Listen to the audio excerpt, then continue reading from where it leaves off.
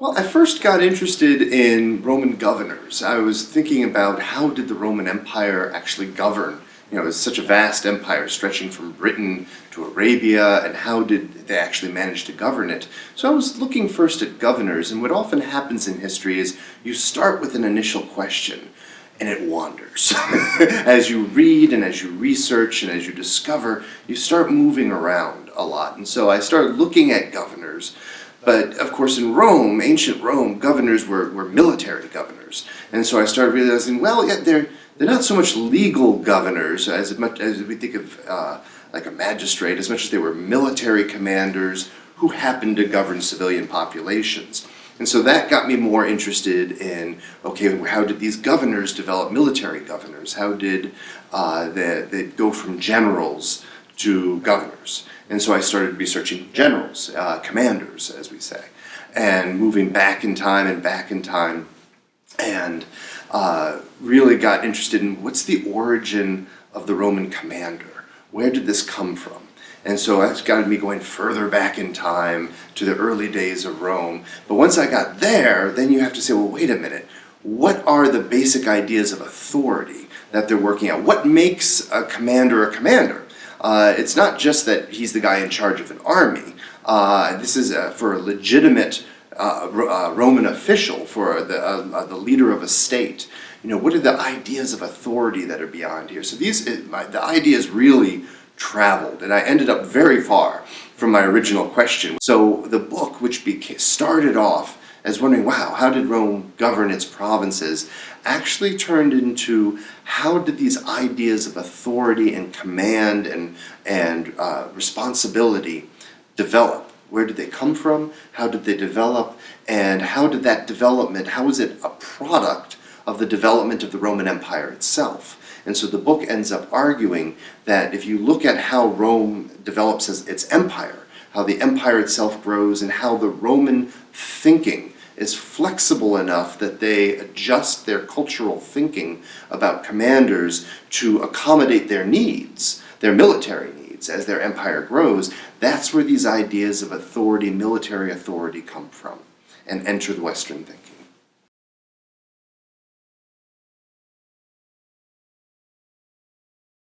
When, as historians, we go to work on a subject, we really bring a lot of ideas with us. We are programmed with certain assumptions. And what I came to believe was that what historians always thought about the origins of authority wasn't what I was seeing. Didn't quite make much sense. Most importantly, we tend to think of authority, especially military authority, as strictly hierarchical, that there's a chain of command.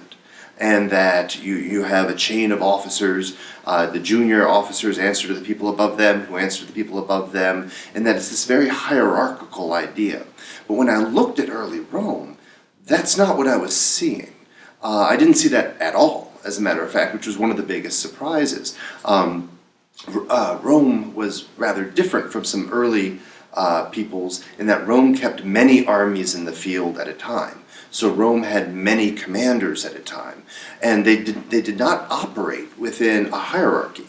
So if you think of the United States Army, they didn't have captains who were answering to majors, who were answering to colonels, who were answering to generals, who answered to the president.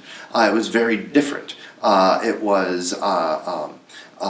was independent commanders running this way or that way, doing their own fields of operation. Sometimes they'd consult together, sometimes they'd work together, sometimes they'd collaborate, but that idea of pure obedience to authority wasn't there. And so I thought, okay, what is there? How are they operating? Surely you can't have an army with no rules. You can't have just 5 armies running around like crazy and bumping into each other. So I started looking into their language and how they talk about military command, and they have an idea that we have too, called the province. All right, provincia in Latin, but the province. Now, for us, a province tends to be a territorial area, but that's not its original meaning. That's actually a much later meaning. The original meaning of the word province is a task, or a duty, or responsibility. There is, and that concept of the province still exists. There's a famous line in a Jane Austen novel, where one of the protagonists, a woman, says, "Well, taking care of the ill is not the province of men," and it's this idea that the province is a task, an assignment, a duty. So I started pursuing this idea. And what I came up with in my research was that while the Roman commanders did not operate within a hierarchy of authority, they each had their own sphere of responsibility, and that's what was given to them by the state. All commanders had the same authority, something called imperium. It was all the same, but they were each given a different command. And I often liken this to maybe the U.S. Navy. A captain will have his own ship, and it's his ship that he's in command. Another captain doesn't come in and tell him what to do. And so I think the Roman army was much the same, that they worked within these provinciae, these provinces. Each was given his own sphere of responsibility. In that sphere, his authority was supreme. And that if he went into the sphere or the command of another commander, he was not the guy in charge. So this is a principle that we actually still use in the modern army. I consulted with one or two of our ROTC professors who showed me manuals used by the U.S. Army defining command. And they define command as both a task that an officer is put in charge of, but also this hierarchical idea of authority. So they have both there, and we still have both in modern American thinking. My research led me to believe the Romans started with just one. They started with the province. They had authority, but not hierarchical authority, just either you're a commander or you're not. But they each had their own spheres of command. And how did this work? Became my next task.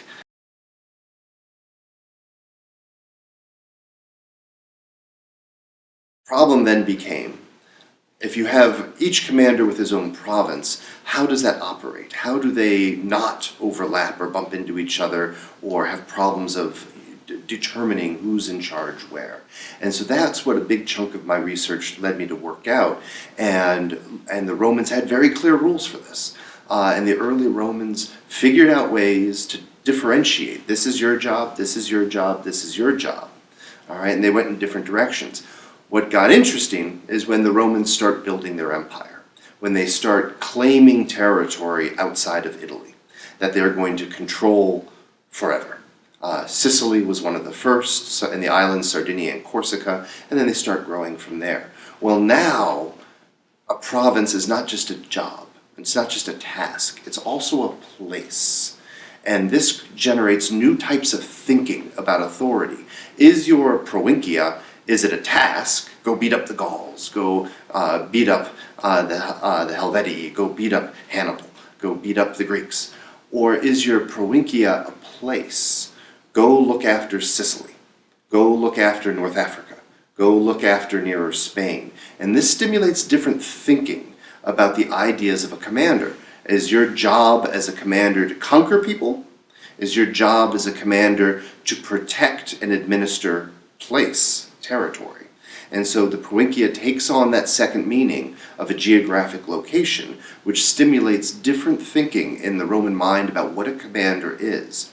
And that is where this idea of hierarchy eventually develops. Because in the Roman mind, the most important thing was conquest, conquering the enemy, taking spoils of war, marching through Rome in triumph. That was what everybody wanted. That was more prestigious. And so certain commanders got those jobs, and those were much more prestigious. The commanders who were sent to look after Sicily, look after Sardinia, that's nice, but not nearly as profitable, not nearly as glorious, and not nearly as prestigious. And so actually through a social process, a cultural process, there becomes a differentiation in which commanders are more important than others. And this starts off, I argue, as a social system of prestige, that certain commanders are just seen to be more important. It takes a great deal of time, and it's indeed, I argue, not until the late Republic, around the middle of the 1st century BC, that the Romans first start articulating in their vocabulary, a hierarchy of authority. And this is where our modern notion, I argue, comes from, is of this hierarchical authority that the Romans articulate at the very end of the Republic. Just decades before the birth of the Roman Empire, the first Roman emperor, they start articulating this idea of authority, which of course Rome's first emperor loves. And this is a nice way to define him as emperor, this hierarchy of authority, not just prestige, but authority. And the idea takes off from there. And it enters Western thinking and affects us to this day.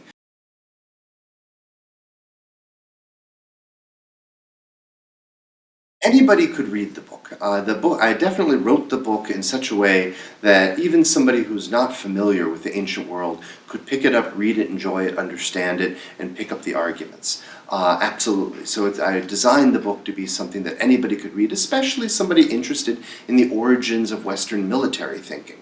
That one of the things I try to get at in the book is where did some of these fundamental ideas that we take for granted, where did they come from? This is one of the things that I discovered in my research, was that some of the assumptions that I held about military organization, military authority, military power, didn't hold with early Rome. And so looking at where did these ideas come from? And so the book tries to explain where some of the basic ideas that we take for granted when talking about military authority, military power, organization, where did these come from originally? So anybody interested in the origins of early military history, or how even the modern military is influenced by the ancient world, would be interested in the book. They'd be able to read it, they'd enjoy it, the arguments are fully accessible to them. At the same time, the book engages in several deep controversies within specialized questions of the ancient world. So debates over technical questions, over interpretations of important words, the idea of authority itself. The Latin word is imperium, and it's highly contested. What did this mean?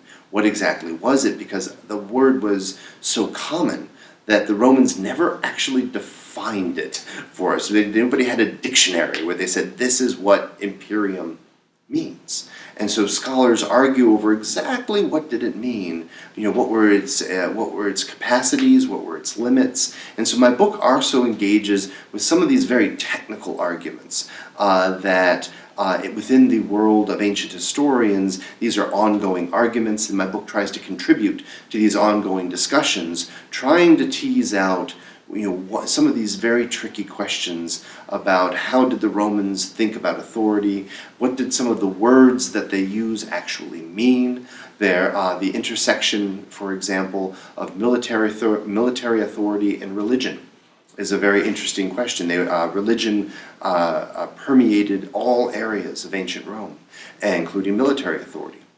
If you were a commander, you had imperium, which was, I argue, military authority. You also had auspicium, which was a religious authority. It was the right to consult the gods on behalf of the state.